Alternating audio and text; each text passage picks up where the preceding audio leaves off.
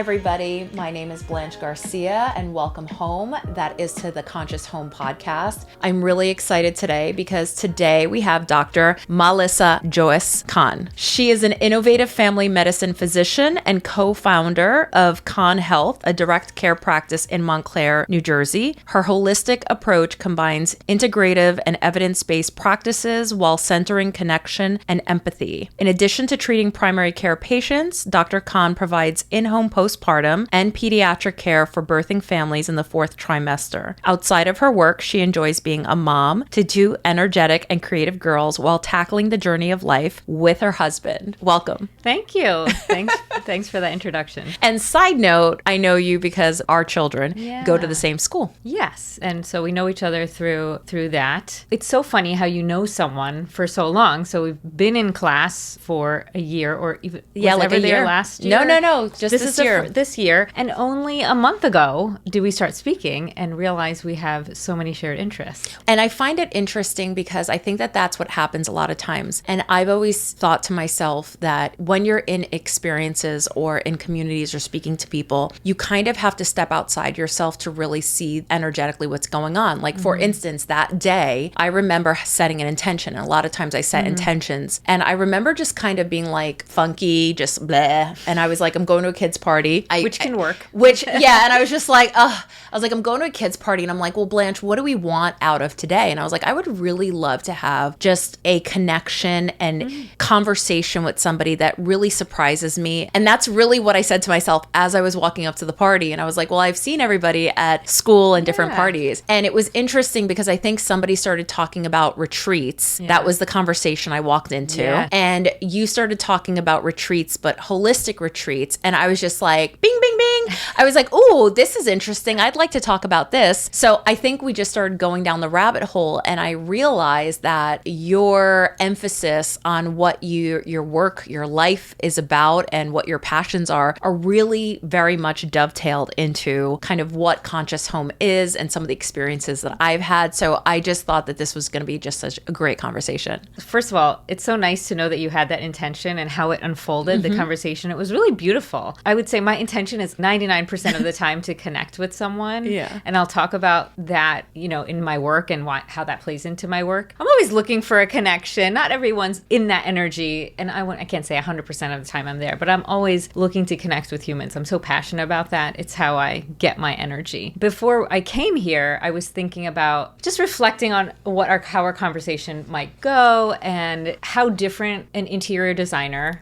and a doctor are, just how just disparate it can feel. Like, one is based in art and visual aesthetic, one is based in science, but we found such common ground in the way we actually do our work. There was so much overlap and our energies flowed together so easily when we started talking about it. So I thought that was so interesting. Like, if you look at it, kind of if you wrote it down on a piece of paper, we seemed so different. But when we started talking, we found that deep connection, which I always feel that it's just a matter of time and conversation to find how you can connect with someone. Yeah. And I honestly feel, listen, that's why I created Conscious Home, because of my experiences, honestly, that stemmed from postpartum and, the health system and how my intuitive connection actually was so integral to how I see life and how I manage life and how I thrive in life. And so that's where Conscious Home came from. And that's, oddly enough, which is why I wanted to have you on today, because there's such a reasoning and such a passion behind why the platform was created. And a lot of it, honestly, has to do and stems from my experience, not only in postpartum, but also the medical connection to the intuitive. And I really loved your viewpoint on it. So we're going to get into it. We put some questions together, and I just think it's going to be really great for a lot of our listeners and our audience to kind of learn more. So how would you explain your role as a practitioner who combines traditional Western medicine with wellness and holistic care? Yes, I think it's a good place to start. I was reflecting on that question. Should an evidence-based sort of scientific approach and a holistic or wellness approach even be combined? For me, the answer is yes. Why can't we have the best of both worlds? So how I function, my role as a person in the world is not just to be a doctor and to fix a problem, which is how the medical model or modern Western medicine is based on a problem, an illness, and then you give it a remedy to solve it.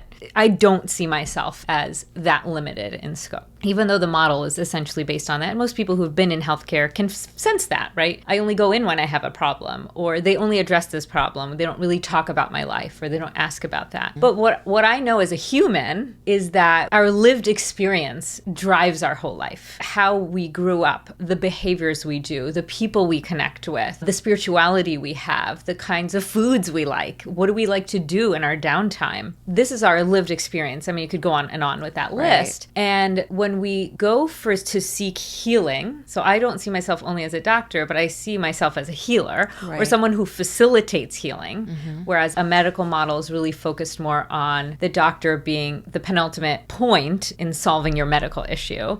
I see myself as more of a facilitator, a facilitator in your healing or in your journey. I think, how can I help heal someone when I don't understand their lived experience? It just seems counterintuitive to go in and not know what relationship you had with your parents, how you grew up, not know any of those things, and say, take this medication.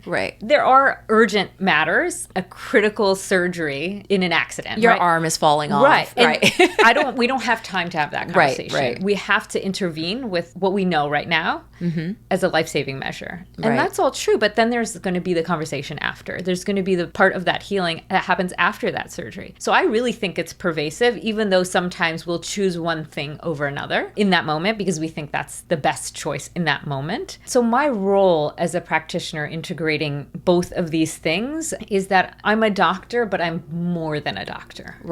You know, I don't limit myself to the way we practice medicine. And you're looking at the whole And we're looking at the whole picture because I realistically just can't meet someone, like say we start talking, and not be curious. Why do you do Conscious Home? How did you bring your intuitive practice? Where does your intuitive practice come from? Who taught you that? What stories did you grow up with? Why is this important to you? It's just the curiosity part of me where I just can't help but wonder those things. And why can't I also do that and have that in a patient encounter? Feels really good to me. It feels intuitively right. And it feels really good to the people that I'm working with as well. I also think that it's only to your benefit, and it's only to the people who come to you their benefit, because you're looking at the whole picture. And it's funny because my journey with medicine and just my own self-care and healing throughout my life, I feel like a lot of Western medicine is reactive. You have a boo-boo or something's hurting you, so they give you a Band-Aid or they give you a pill or things like that. And I think somewhere along my journey, I believe it was like in my early 20s, I was having like an autoimmune issue. And I realized that I started doing more deep work into like holistic work and like Bach flower remedies and just different things, energetic work. And I realized I was like, oh, I have been treating the symptom instead of treating the root. And I really started thinking about, how do I treat the root? And it just made sense to me, right? Nobody had to talk me into that. I was just like, okay, this makes sense. There's a root and then there's a symptom, right? And so if you're only treating the symptom, you're only treating a portion of the issue. And with Conscious Home, that's exactly how I treated Conscious Home. I was like, as an interior designer, we're looking at the space, but the person inhabiting the space, there's so many layers and there's so many parts to make a space a certain vibration that when somebody walks into it or somebody's experiencing it, that they're getting the end result that they want. And the visual is only one portion of it. That they feel themselves, that they feel in tune with themselves in that space. Right. And it connects with their life, just like your health connects with the rest of your life, right? It's all one big picture. Yeah, absolutely. Fascinating. Okay, so this, I'm actually really interested in this next question. What was the turning point in your career that led you to incorporate holistic practices into your medical practice? Like, what was that one thing that you can actually look at in the road of your career that you were like, oh, wow, that actually shifted me? I found this question really hard because there was no one moment. I mean, there's a few things in my life where I can find this or that moment, a clarifying moment, an epiphany of sorts. But a lot of things in my life I see as a mosaic or a painting. There's things I'm collecting throughout life. Right. Whether it's ideas, experiences, knowledge, because I'm also just a curious person. I want to know, that shape who I've become today. And my medical practice is the same way. And I really think my medical practice, who I am there, and as a human are really similar. And that's intentional. I try to do my work the way I live. I want it to be authentic. So as a kid, I always wanted to connect with people. I'm just chatty. I like people. I'm not the most like forthcoming person in a large group, but I just really like knowing people. So I've always felt that as a kid, I've always wanted to work with people. I couldn't imagine myself, and I have a daughter that's very into art. She would love to be in a room by herself doing art. Like I could never imagine myself that way. So I always saw myself interacting with people and wanting to connect with people, which is not necessarily medicine. You can do that in a lot of places. So the main way I integrate my medical care is by using connection and empathy. So even though it's not a alternative practice, so to speak, it's not acupuncture, it's not Ayurveda, it's not traditional Chinese medicine, it's just a fundamental concept of empathy and connection. Some people call it narrative medicine, but I think that's just a fancy way of saying talking to people like they're human. So I see that as one of the most fundamental ways that I'm integrative. And I think that has been with me my whole life. I've always felt that way. I've always been that person. Did you always know that you wanted to be a doctor, or was that something that was just like in your family? Because that's something that not every kid says, I want to be a doctor. Not at all. As a Southeast Asian, and this is not really surprising to most people, being a doctor is one of the main things that's talked about or seen in your community. So my mom went to medical school. She's an amazing person and she has a wonderful story, but she loved medicine. She thought she would be an OB-GYN. She loved babies and delivering. So I think it's funny that I kind of do this work because I see a lot of magic in that.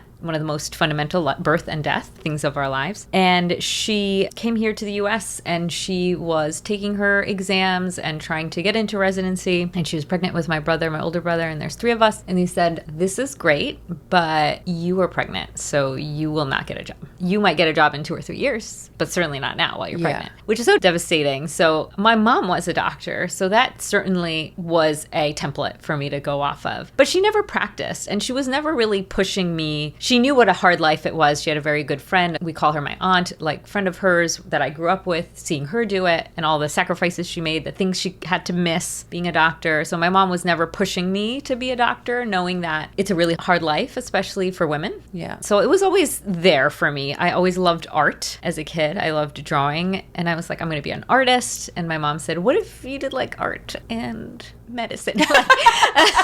She's like, what if you made money? When it was funny, when I was younger, I told my mom I wanted to be an artist. My mother has a Latin, like her, whatever. And she was like, oh, Nina, she's like, you're going to be a starving artist. You better figure something out to do with that. You cannot just be an artist. And I was just, I remember being like, oh, you mean I have to make a business out of it? Yes. I can't just like make all these beautiful pieces. Yes. There's a practicality, especially I think immigrant communities are really driven by certainty and reliability and having that, you know, security. Yes. Security is a lot of root chakra, like security and material and being able to support and family, legacy and tradition. And I can totally understand like all the things, you know, I could think about her story and how that impacted me. That's like a whole other conversation. But yes, medicine was not, you know, something totally out of the box. There were templates, there were role models around me. But I was, you know, as a very young child, I don't think I was that interested in it. I was sort of like a free spirit, very distracted, creative, rambunctious. I was singing all the time. I'm a big singer. I still am. Yeah, you know, so like kind of like on my own wavelength. But along the way, I realized, you know, if I had to pick something as I grew and matured, something with people, I did like helping people. I sort of had that spark or gene in me. And of the things that I thought were available to me at the time, it seemed like a really good fit. But I always thought, as a child, remember having like these long thought processes before I fell asleep for a half an hour or an hour about like how the world works and why are we like this. Like a really young age, probably like late elementary school, middle school, and just having these deep conversations with myself. And that's what really inspired me. I thought if we could know more about ourselves, if we could be better, if we could grow, I was really inspired by that and sharing that or facilitating that for other people. When I ultimately went to medical school, I was like, oh, they don't teach you any of that. That's not what it's, that's not what it's about at all. So that's great and all, but let's just shelf that for a minute. I mean, it wasn't even a shelf that. It was like, you know, I was thinking this over here, and they're like, we're on another planet. This is the planet of medicine. It's very even just going to undergrad and having to choose biology, thinking that I might go to med school, even though I wasn't 100% sure, and wanting to write the introduction of my biology papers very creatively, like maybe I'll make it a poem. And they're like, no, we just want the data. We want all the data, and we want it to be accurate. I'm like, this is so boring. Yeah. And you were like, I'm going to stick with this. Yeah. And then I was like, oh, I guess, it wasn't necessarily my forte. Not that I'm not a rigorous doctor, but it just wasn't very inspiring to me. Yeah. So I've always been inspired by the beauty of connection. It's very creative. It's a very flow state to talk to someone and connect with them. Mm-hmm. And you can get to really interesting ideas, or you can get to spaces in your mind and your spirit that you didn't know that you could get to. Mm-hmm. So I would say that grew with me. It's always been with me. And there's the other practical piece of like, I do incorporate things like I can teach you about turmeric, or I could teach you about ways to utilize food as medicine. I could teach you about mindfulness. I could teach you about evidence around acupuncture. So these are like specific elements that I felt like I was exposed to at a very young age because it's so integrated into Indian culture. South Asian culture we have science, but everyone is very spiritual, and Ayurveda is prevalent in the way we eat, even though we don't talk about it as Ayurveda, the way we eat and why turmeric. It's just the way of life. It's just the way of life. No, and it's really interesting. It's always been a part of me. It's really interesting because my journey going through to Conscious Home, so one of my very good friends is Indian, and we started talking, and I'm like, oh, I'm going to create this and blah, blah, blah, and she works with me in my business in different capacities, and she said to me, she's like, Blanche, I swear to God, there must be Indian in your past life, because she's like, this is how we live. This is how we live. There's like a spirituality and whatnot. Yeah. And I always find it interesting, our life paths, because if you took a step back, I always look at people's life paths and I go, it's so interesting with how their energy was aligned with what life they were born into. Mm-hmm. And with your interests in this kind of self-awareness and spiritual connection and those types of things, I find it so interesting that you were kind of married to a family in a way, or put into that life that is kind of more of the Dr. Valley, like you were on that stream. So it's like combining in a way, I always call it like Trojan horsing. Like I ended up in design, and then my parallel was intuitive, and it was always spiritual connection. And now I'm melting the two. So in your life, you get to melt the two in a way that people in your arena that would normally not be open to that, maybe now would be more open, because you're like a little both. You're like sprinkling it in together. Yeah, I call it like a segue, a foot in the door, a pathway to knowing more, because people are familiar with doctors and they're familiar with the, institutions of healthcare, that it feels familiar. It gives people access. Talking about spirituality, my family's highly spiritual, and my dad's an engineer, and he's also an entrepreneur like me, which I probably got from him, but he is also a priest. So he just felt compelled, even though he didn't grow up in that culture. My grandma was a little spiritual and performed rituals and things like that, but we're similar in the way that we're always seeking. We're seeking truth or knowledge or growth, and he was like, well, I want to learn all these ancient rituals, and he taught them to us growing up. So I had memorized Vedic chants, 2-3 hours worth of chants and things like that, and we would chant them. I mean, he would make us do it. Like, it was so normal. It was a very ritual, the way people go to church, right? So it was not forced upon us, but it was just like, this is what we do. And we would go to people's homes, and he's an engineer and a business person. What always drove him was the connection, community, and the spirituality, helping others in this way that he could do it. I definitely grew up with seeing worlds collide and interconnect. I find that that's the way Indians are. Even a scientist that's working in molecular physics, or I don't know, quantum physics, still goes to the temple and prays. And whereas in the Western society, we're very different. And I think that in my career, and I noticed this very early on, because I've always been an entrepreneur, and I've always been similar, a seeker, and always wanting to be authentic. But I was doing a show for Travel Channel, and I was traveling the world, Hotel Impossible and things like that. And it was like a very DIY show, and I was jack of all trades, and I would learn how to do sheetrock and paint and do all these things. And when I went to go publish my first book, I remember all the publishing houses going, oh, well, you're going to write a book about design. It's a tabletop design book and about your DIY and all this stuff. And I was like, that's not what I want to write about. I want it to be more like empowered design and designing like inside out, and that there's a connection. And they were very firmly like, no, that's not the book you're going to write. If you want to write with us, this is the book you write. You're a designer, and your experience, like, nobody's going to take you seriously in this arena. Only that. And I was like, oh, they're trying to box me in. And I get very annoyed by that. And I just do what I want to do. And I like melting. And it's just interesting. And today, what you're saying is that the way you were raised in your culture, there is a big blend of a lot of these things. And in the Western culture, there isn't. And I see that. But now I see there is more of a blending where it's not so much boxed in. I see a lot of people and women able to kind of branch out and bridge both of these things in a lot of ways. And even that's what was interesting to me, because I saw that you were doing that when we had our conversation with the medical field. And I do that with design. Whereas in design, this is a very unless you're a feng shui, like everybody thinks I'm feng shui at first. They're like, oh, you're feng shui. I'm like, no. Or like Deepak Chopra, what I love about him is that he is very much into the energetic space and the intuitive space, but he's very evidence-based, and he brought that to that arena. Yeah, absolutely. I just, one, I don't like when people box me in. Yeah. Two, I think I have seen people growing in their awareness of possibilities. And I agree that women are doing it. I see women doing it more, meaning seeking solutions, options, healing, growth. And I think it's just because women want more, and they are willing to seek and understand, because they're always limited in their access. We get shut out, we get blocked off of things, right? And we're always striving to find those things that help us grow. So I find that women are excellent, as they always have been, like historically in history. And we're multitaskers. Like, I feel like men can only handle like one thing at a time. And I just like to create on so many different levels. I don't want to be told no on any of them. Yes, exactly. I mean, women drive society. They hold societies together. They often birth children, right? So this is the fundamental way that society grows and is driven. So I love that. I love that women are often the ones that are driving change or setting tones, even though it's sort of under the radar, right? I think not anymore. I feel like that's true. I feel like this is the age. What do they say? I'd like it to be even more. I know. I mean, we want more. We want to take over the world. Yeah, I'd like it to be 50 times more. But they say, I think it's in astrology right now, where the year of the dragon. Am I wrong? The dragon. With the year of the dragon. Yes. And so apparently, also because I'm really big into numerology and astrology, that's my jam. Apparently, the next 8 years is like for women. It's now like the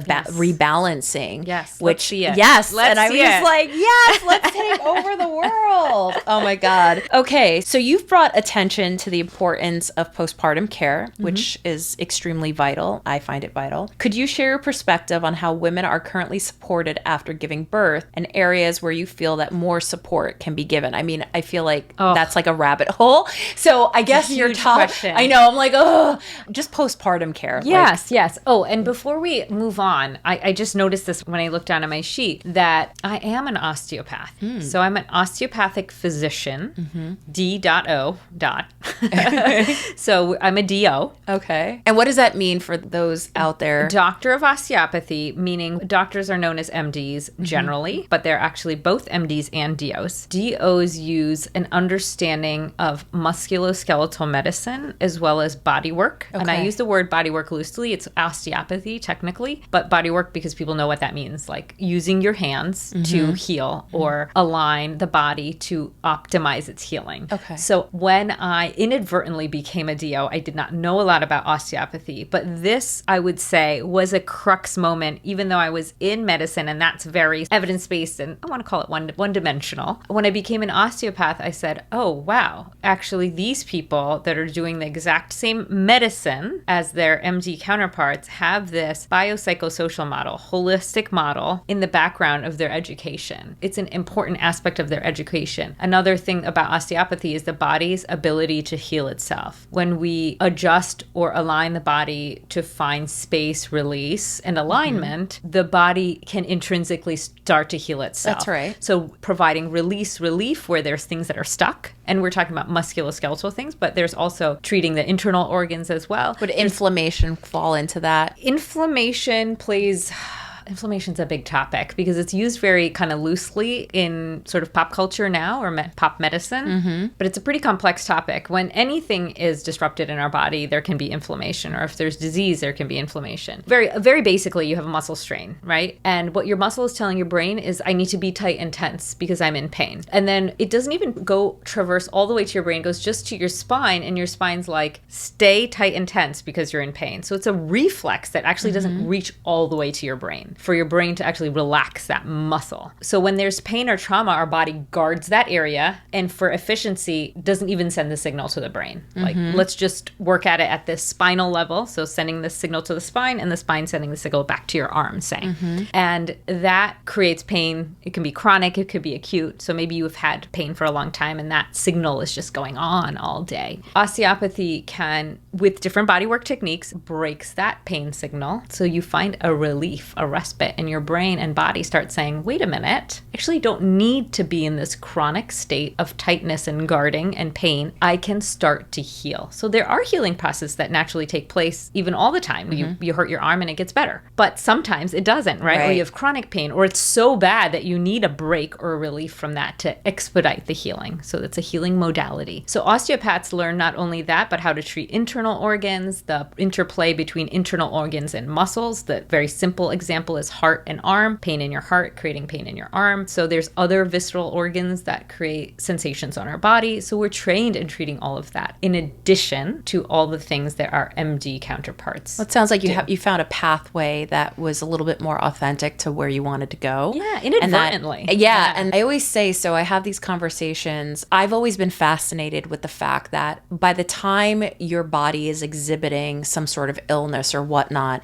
usually there were other signals within your body or your emotional body that was the start point. And so for me, I've always believed is that when certain things happen, like illnesses or autoimmunes or things like that, it's multifaceted. It's not just like all of a sudden you were a healthy young girl and you woke up one day and you have this autoimmune. For me, it's always been like, what is the cycle that's going on in your body and your system, whether it's emotional that turned into the physical, because our body believes what we tell it, right? So like you just said with the arm, if I keep thinking like, oh my God, like my arm, or if I feel grief, or if I feel like I should have, would have done, or I feel rejection, and I keep perpetuating that in my emotional body, eventually your body's going to try to protect you to some degree.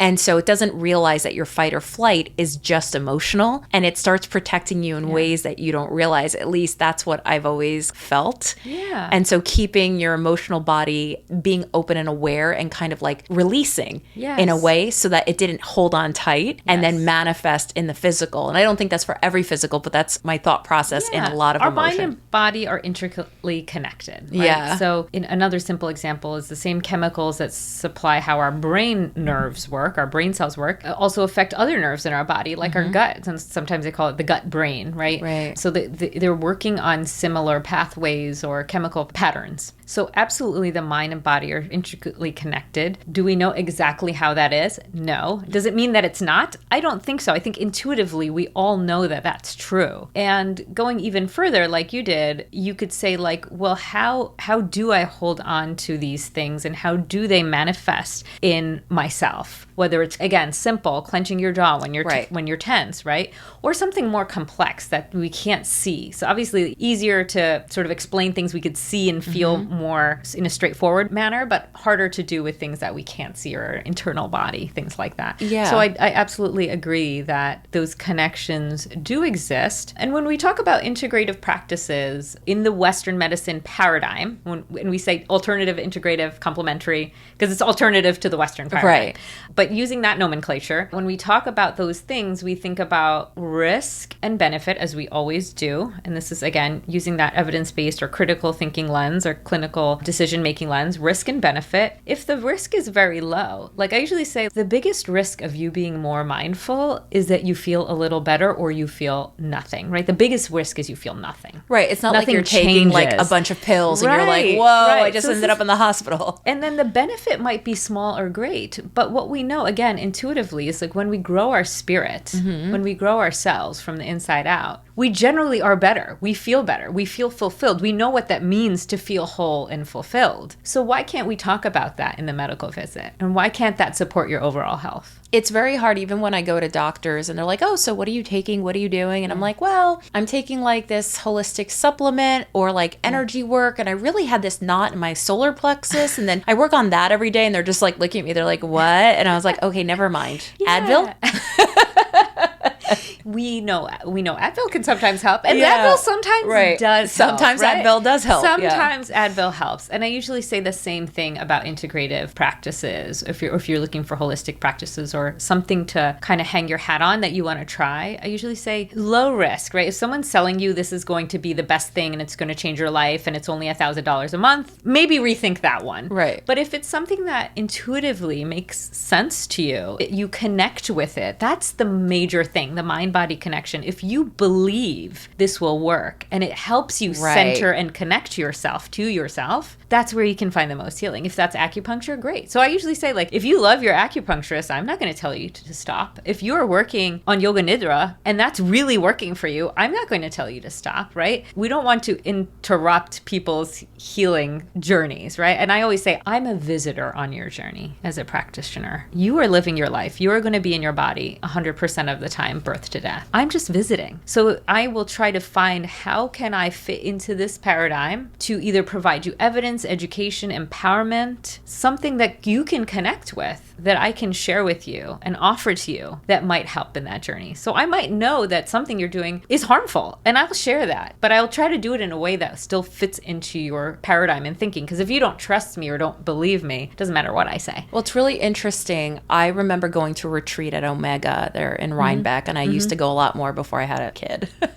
And so I would go every year, and I remember going to go listen to John Holland, who happens to be a medium. And I was like, oh, I'm going to John Holland. And he was doing a co-workshop with Anita Marjana. So Anita Marjana, I don't know if you know anything about her. She basically had cancer, and she didn't have cancer originally. Her best friend or her friend had cancer, and she every day felt such guilt that her friend was going through this and she wasn't. And she would always be like so guilt-ridden about this till finally one day she got cancer. And her first thought was, oh my God, thank God, because I felt so guilty, which is crazy, right? Yeah, and she admits that this was crazy. So anyway, she was a normal working person, and she ends up in the hospital disintegrating, and she ends up going into a coma. And then they were like, she was unresponsive for a couple of days. And while she was unresponsive, I think she flatlined, and she ended up going to the other side, and her father was there and whatnot, and basically said, this is not your time, her guides. And they said, well, you're going to go back and you're going to be completely healed and you have more to do. And she was just like, wait, what? So she said that when she came back, she actually remembered like her husband going to the airport to pick up her parents and what flight they were on. And she told the doctors conversations they had in other rooms and different things. And she wakes up, like a day goes by, 2 days, and the doctors come in and they go, we have something to tell you. And they look like really upset. And she's like, what's the matter? And they go, well, we can't find the cancer, but don't worry, we're going to look until we find it. And she was like, no.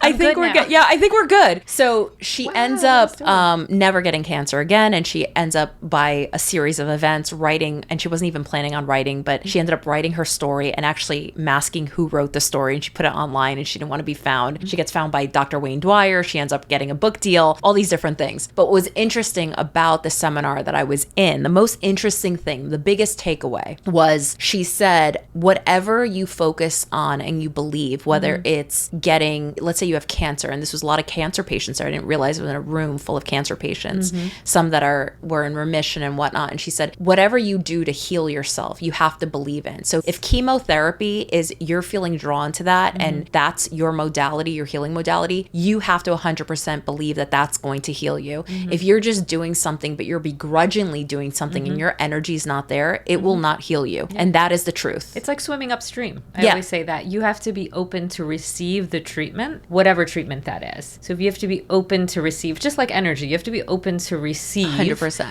Like when I'm doing osteopathy or body work, if people are really, really, really guarded, I do very little. I'm just working to create safety so they feel open to receive the treat. So, and even I do that with words. If people are really resistant to care, I really try to just create safety first. And it's not medical. It's just like a trust. It's just building trust. Yeah. And in the postpartum world, kind of going back to to that. Yes. Where do you see that, where it's found a place or it still needs to happen? Or and my own journey, my postpartum journey, which if you haven't read it or seen it, go to episode 1, was not an easy postpartum journey. That's what I was so interested in getting your viewpoint on. Yeah. And you were saying before, what are we doing for postpartum folks now? What is the lack? Is there room for what we're talking about? The connection, the openness, the receiving. And what are we doing? Not much.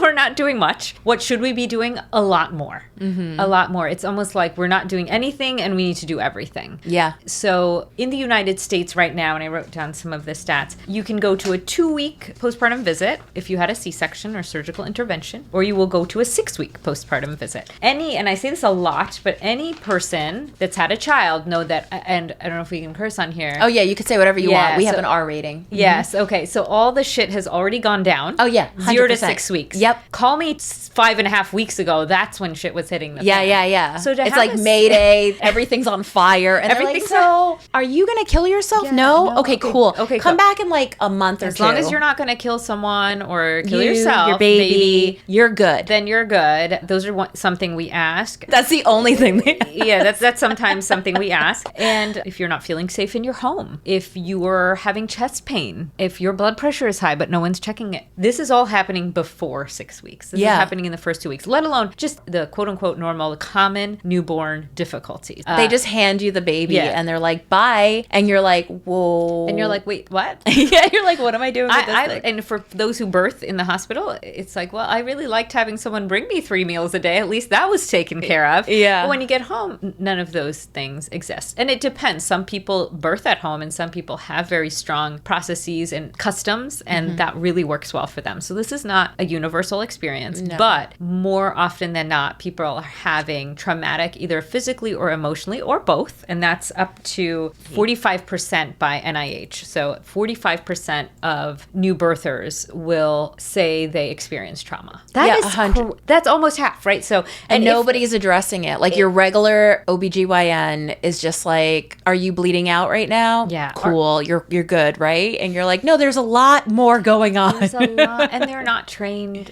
Physicians do. I'm a physician. Mm-hmm. They do amazing work. They save lives. Yeah. Most of them, they desire the best for the patient. Yeah. Within their scope of knowledge and understanding. So that being said, people are still going home in the most industrialized nation in the world with not only physical and emotional trauma, but dying at an absurd rate, more than our colleagues in similar nations. Maternal mortality in the U.S., 23.8 out of 100,000 live births. Okay, you're like, okay, that's still a fairly small number, I guess. I don't know. It's statistics. What does that mean? Well, France is 8.7, Canada 8.6, UK 6.5, Australia 4.8, New Zealand 1.7. So this is a very high number. No, there's like a big gap of support that's missing. And so I say, like, why?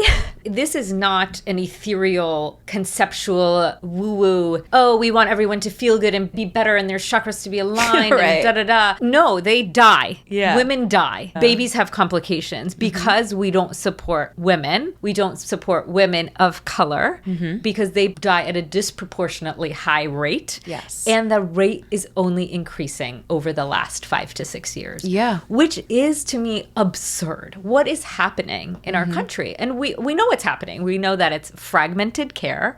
Let's start even with the biggest picture. So there's lack of postpartum, connectivity, touch points, understanding, education. But there is a culture of not valuing the person who gives birth. There is 100%. A culture of not wanting to support families with children. And I always say, in the advocacy world, like, these people become our society. They are our society, right? They're not just children. The children grow up and those children have families, and those families were the people who gave birth to them and then lived around them while they grew up, and then they go into our society. So if we don't support this moment, this critical moment, how do we support our society? And that's when things like paid family leave become a non-issue. Oh, we should support in other them. countries, they have like months, if not a year plus. Right. And it's really insane. And it's funny to me, even like women in general are support. It's just now more prevalent where you're seeing commercials that are supporting women who are perimenopausal or menopausal. That's my next. You never saw that. And now you're starting to see it. I'm like, literally, it's 2024. Yes. And you're just realizing that your mom is losing her shit because of hormones and not because she hates you. And guess just how long, realizing that. Yeah. And guess how long women have had that experience? Since the beginning of time. Humans being women. And I thought when I had a kid, in my mind, I was like, I am this Amazon woman and I am a leader and I am in this. And when I have a kid, I'm just going to have the kid. And then we're just going to go back to our life. And it's just going to be, we'll just have like more childcare and that'll be easy. Yeah, we're going to fly around the world. We're going to, like, I've heard people say, oh, it doesn't matter what they want because I'm just going to take them everywhere. Yeah, they're going to be part of my life. And like, I'm going to just keep going and building that mountain. And I'm just going to be like, woo, and I'm going to look great in a couple of weeks. I'm going to bounce back, go to the gym and blah, blah. The hardest thing I've ever done in my entire life. And the only reason we keep doing it is because they're so fucking cute. They're so fucking cute. You're just so like my daughter, like at the same time that she like smacks me in the face because she just thought that was funny, she'll be like, I love you. You are my family. You're like, you're the best mommy in the world. Yeah. And like right after a fight. And after they just like punched you in the throat because they just thought it was really cute. Yeah. And you're like, yes. Yeah. I mean, that's the beauty of humans, right? We love. Yeah. We love each other. We love our children. So it's not just a primal desire to procreate, but we have consciousness. Honestly, it has pushed me so much as a human. You don't realize your growth until you have a kid because you don't realize how much you have not grown, how much work you still have to do. Have a kid and then the triggers are bigger than you've ever felt in your life. Nothing shines a garish light on your own upbringing and your own traumas like having a child. And certainly other big things, caring for a parent maybe that's dying. Like very big things can also do this, caregiving kind of thing. But there's something about parenting and having been parented that is a unique situation, whether it's from birthing or from adoption or another type of parenting family situation. So any time that you're in this type of situation, it just shines the biggest light on yourself. I feel like there's two things in the world or experiences that will either shine a light on whether you're a complete asshole or you have healed. And one is having a kid because it'll let you know where you're at in that length of and sometimes space. You're like here and then you go back and then you're like, and then oh, today I'm here. Yeah, there are days where I'm just like, I can't believe I just did that. I can't believe I just did that. And you're just like, oh my God. Yeah. And money. It doesn't make you a worse or better person. Mm-hmm. It just shows up, like it makes you show up more of who you actually already were. Yes. That's why it's like, it's not the root of all evil. Yeah. You were actually already evil. You're already evil. We're all a little evil already. We just gave you more access to being more evil.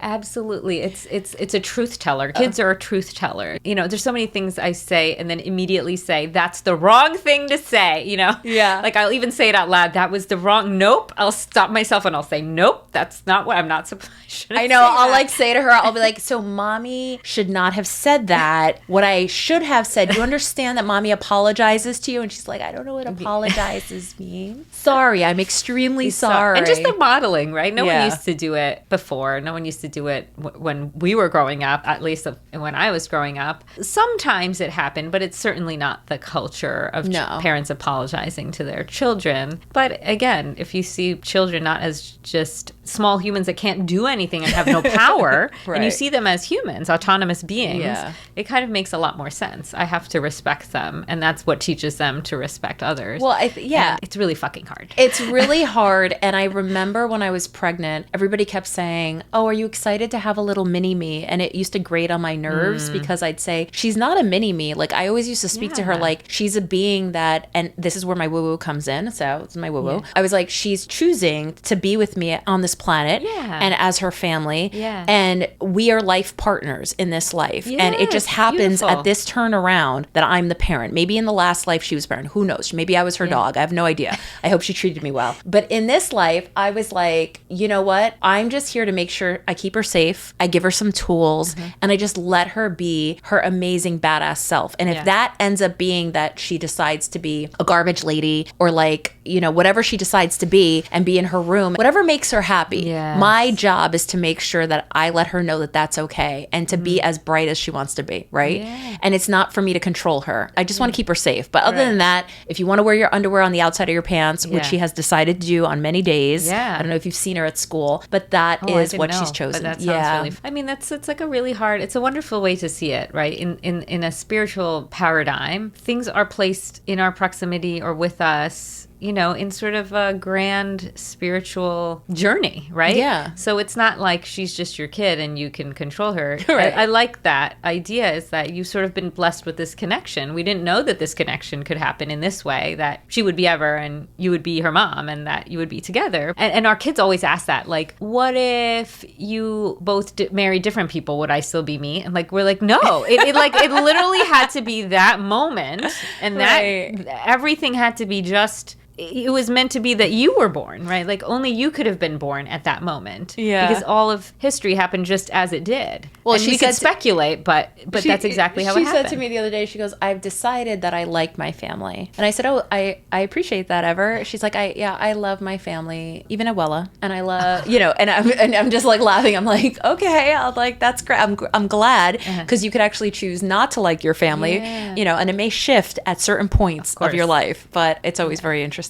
Yes, and that's what I try. My goal is to share that energy when I'm doing postpartum work. So in my work, am trying to fill that gap with the knowledge and awareness of our shortcomings as a country. You know, our healthcare system, which is a non-system, is to say, all of these things don't work very well. Let me do what I can to create this kind of energy, a safe space for people, for folks to come based on connection and empathy and understanding, to come, and I will be their doctor. But it's not just being their doctor, but facilitating their healing, guiding them through this transition with a lot of the holistic practices of multiple countries and traditions do acknowledge birthing people.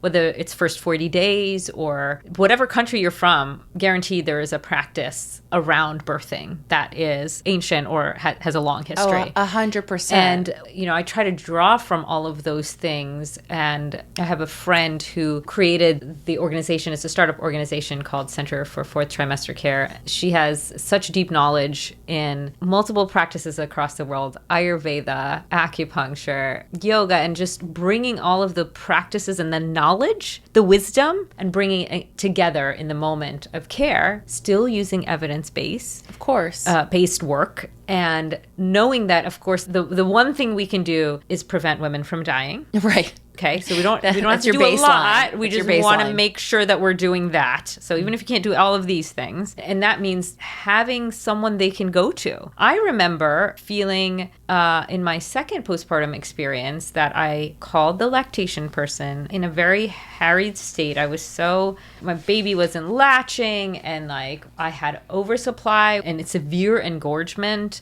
And some people say like, oh, the baby's growing though, oversupply, great. But actually it comes with pain. Baby's gassy and fussy and then they latching. Won't sleep, and if they don't sleep, you don't sleep, and if they don't eat, you don't eat. They're all doing, all of those things were happening. I remember calling the lactation person and just saying, do XYZ. I think it took about 30 seconds for her to answer my question, and then said, I'll call you back, and then never called me back. Yeah. And then just feeling so alone. I desire for people to have someone they can call and follow up, right? Well, then what am I supposed to do? And just that feeling of loneliness and not having connection, especially when you're already postpartum states in ancient or tribal Mexican traditions, I've heard from my friend who's a doula, is, opens portals. And this is also kind of universal throughout the world. Different cultures believe that portals are opened and can leave you dysregulated if you are not closing them back up. Oh, yeah. If you are not regulating them back in sort of a spiritual way. And you can think, again,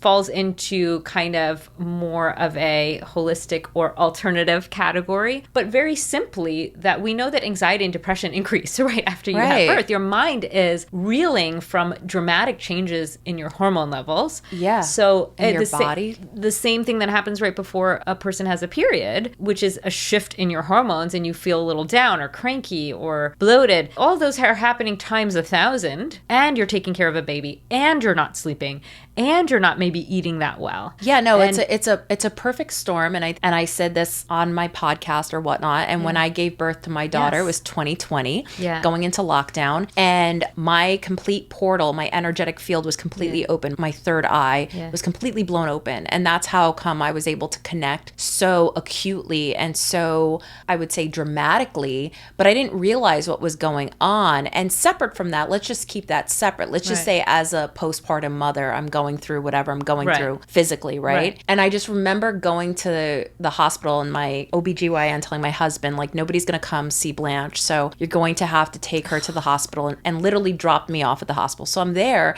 and I'm thinking alone without my baby, and it's 6 weeks and I'm still lactating, and I'm like, who's feeding my baby? And there's no backup to that. And I remember thinking to myself, at the very least, my OBGYN's going to come, or she's going to call, or I'm going to have a conversation with her because I just gave birth and I have no idea what's going on. And she never called. And she never called my husband after that call, and never checked up and was like, hey, how'd your wife do? Did you ever drop her off at the hospital? Did she ever come home? And I remember coming home, and I think my first call with her was about a month later. And I called her, and I'm thinking I'm going to get on the phone with her, and I'm going to be like, she's going to be like, oh my God. And we're going to have like this whole conversation. And she's going to ask me what happened and all these things. And literally it was a 10-minute conversation. And she's like, oh, hi. And I was like, hey. And she's like, how are things going? And I'm like, well, I was in the hospital and I'm home now. And she's like, okay, and how are you feeling? Better? Okay, that's great.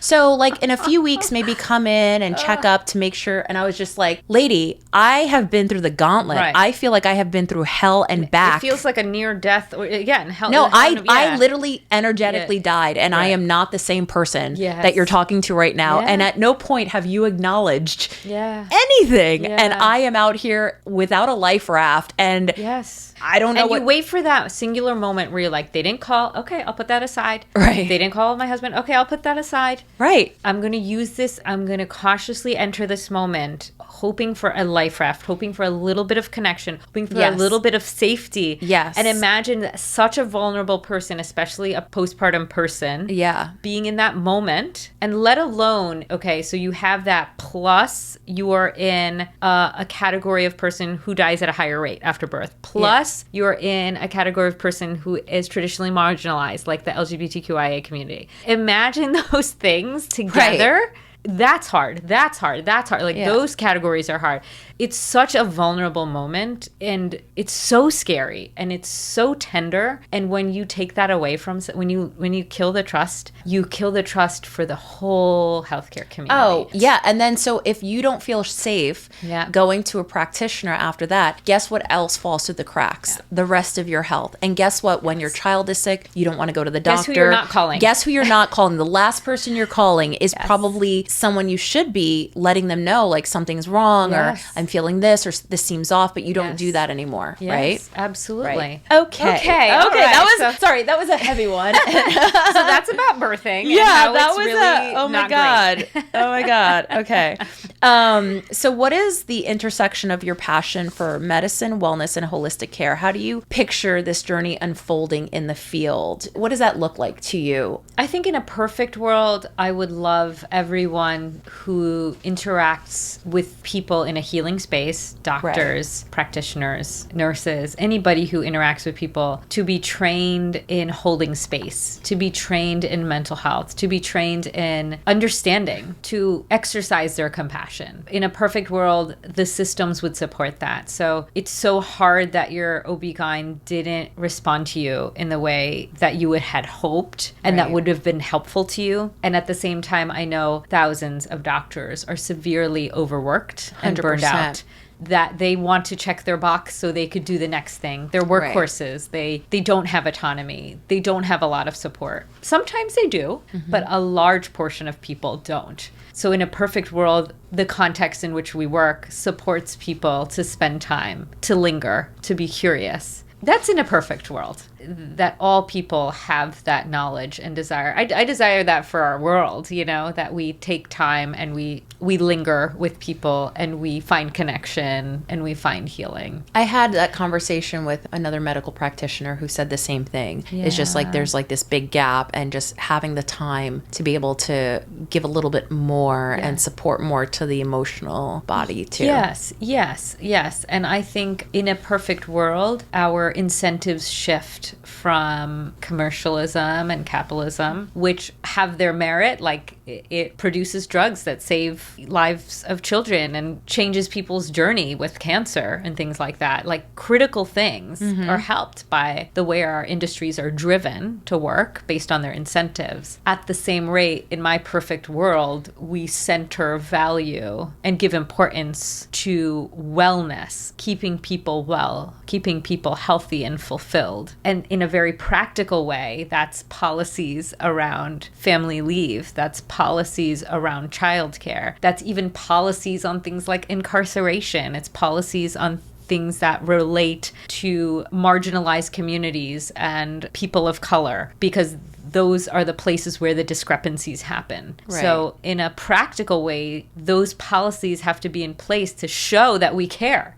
We care, and we've put these policies in place to show how we care. And when we place that groundwork and we build the foundation, society can grow more fulfilled within that paradigm, within that context. So that's my hope for all of healthcare, sort of in a lofty way, in general. For my own practice, I think my vision is to continue to be able to do this work and share it and grow the knowledge education. So be an advocate, personally do that work, not only on the one-to-one level, but also at the community level or, regional or bigger I think it's spaces. And I think it's interesting because I think a lot of people think that things have to be either or, meaning that you either have to be profitable or you're completely like a Schwarmy living on a reserve. Yeah. And the truth is that there can be a balance. There can be a little bit of each to make things the whole of the sum. And I think people forget that you can have. It's kind of like, I always liken it back to like women. It's like a lot of women that I talk to or throughout my career, they think that being completely profitable means that they have to give up on themselves. They have to not be feminine in their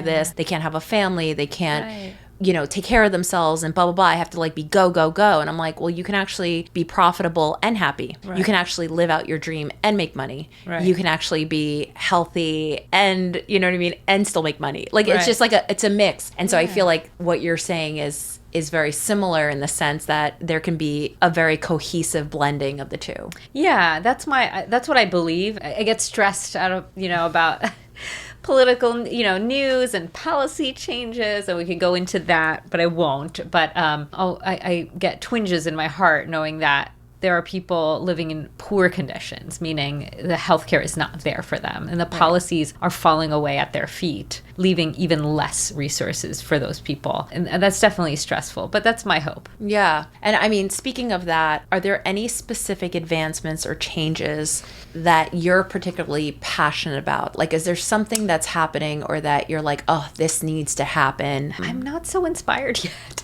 I mean, I think there's small changes. I'm always, rather than snip the edges of a bush, I want to take it out and build, plant a new one. That's sort of and I joke with my friend, we're kind of in the burn it all down category. Like, burn it, it's not working.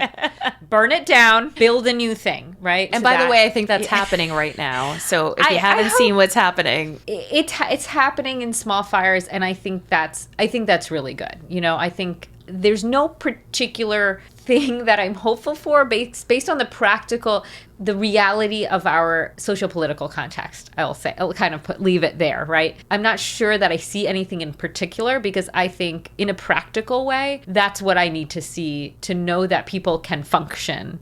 Things that I love that's happening outside of this system, that's happening in smaller spurts, are things like direct care, cutting out insurance companies and saying the patient directly pays the provider. You know exactly what you're getting. It's very transparent. So I do that with direct primary care. It doesn't matter what your insurance status is, and generally direct primary care is philosophically made to be affordable for people, a monthly membership kind of thing. So I'm inspired by the doctors utilize saying, fuck the system. We will just do what we know in our hearts is possible. Let's just do it. And that's kind of how I ended up in my particular situation. My husband was like, he's also a physician. He is the co-founder of our business. And I credit the impetus. We were both interested in this idea. We had a colleague who did it right out of graduating from residency. So she was already a physician, finished her training as a physician, and then started like right out the gate and built it from the ground up. And now she's like multiple sites. That's direct primary care. It's not necessarily postpartum. And direct primary care, is that what? There's a membership?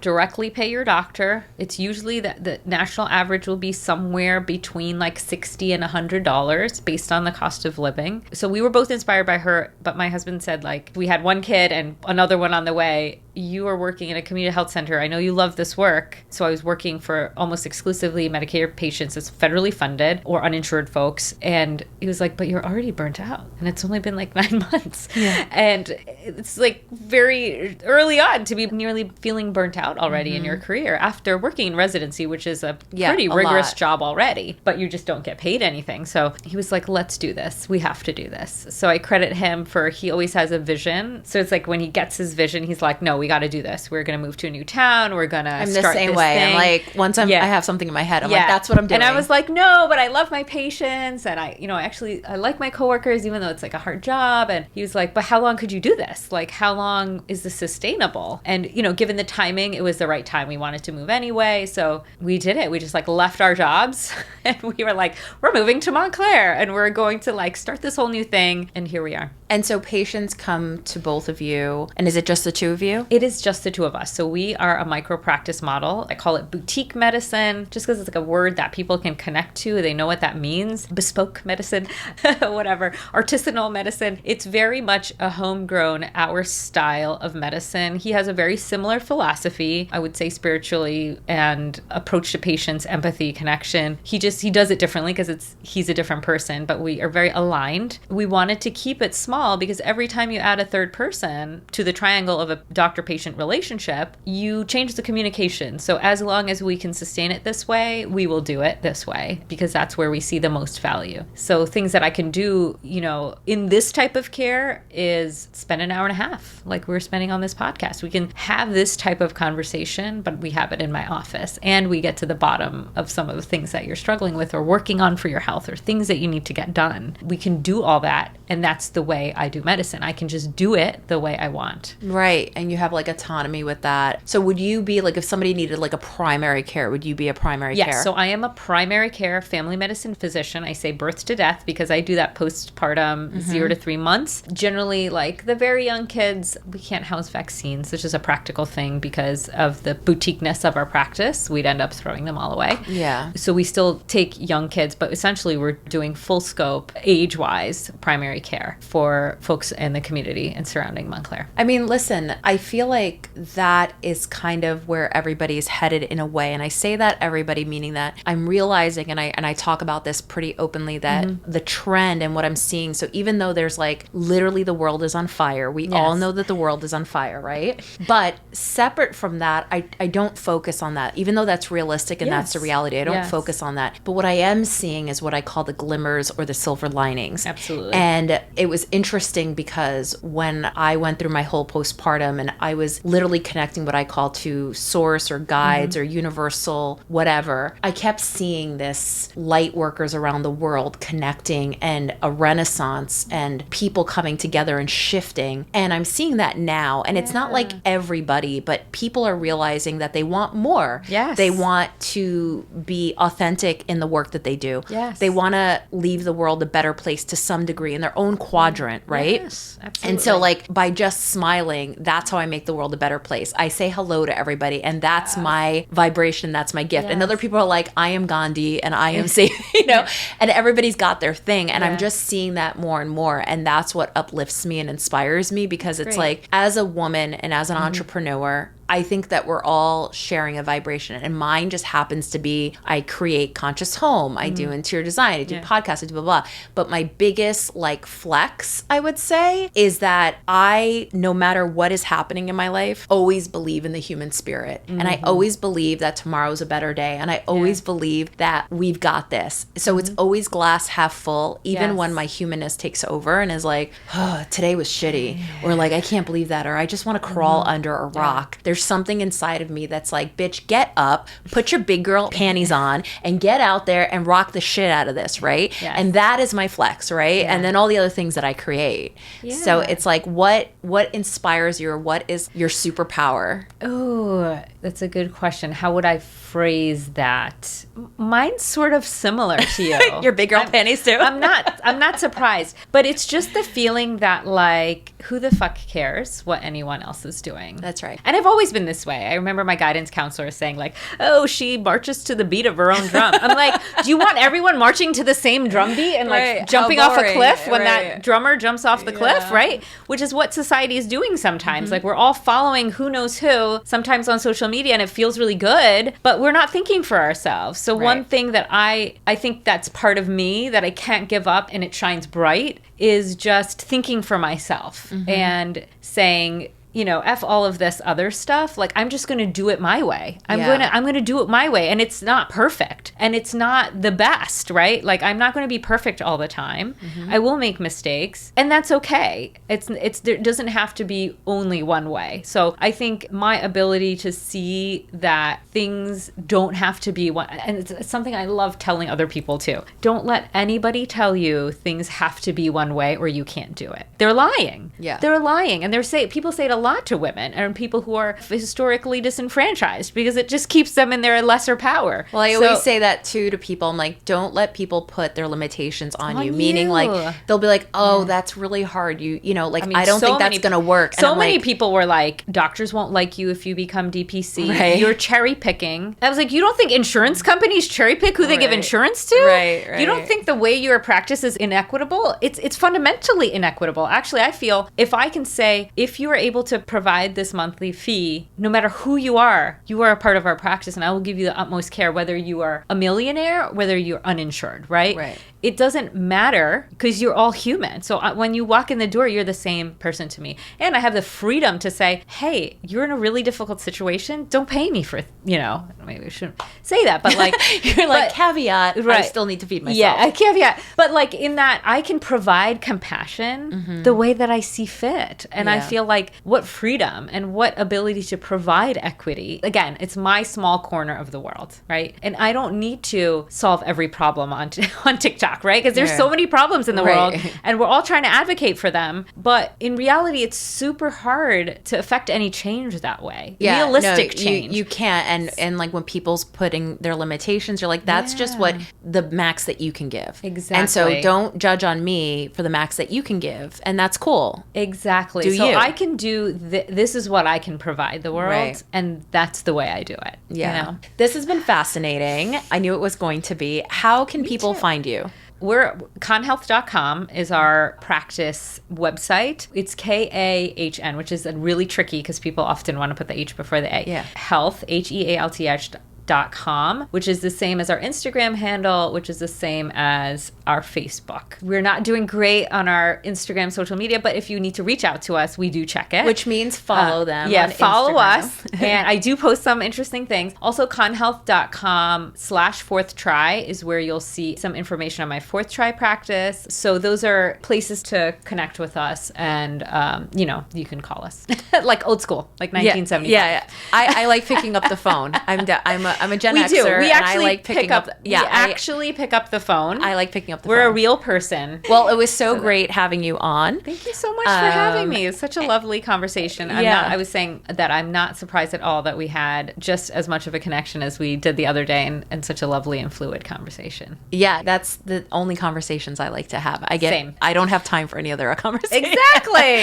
I go quick. Yes. Why waste our time? Yeah. Well, thank you for coming on. I appreciate it. I'm sure everybody's going to love the conversation and get great value out of it. Well, thanks so much for having me. This was a pleasure. Thank you for joining Conscious Home. Check us out, conscioushomebgd.com, and our podcast.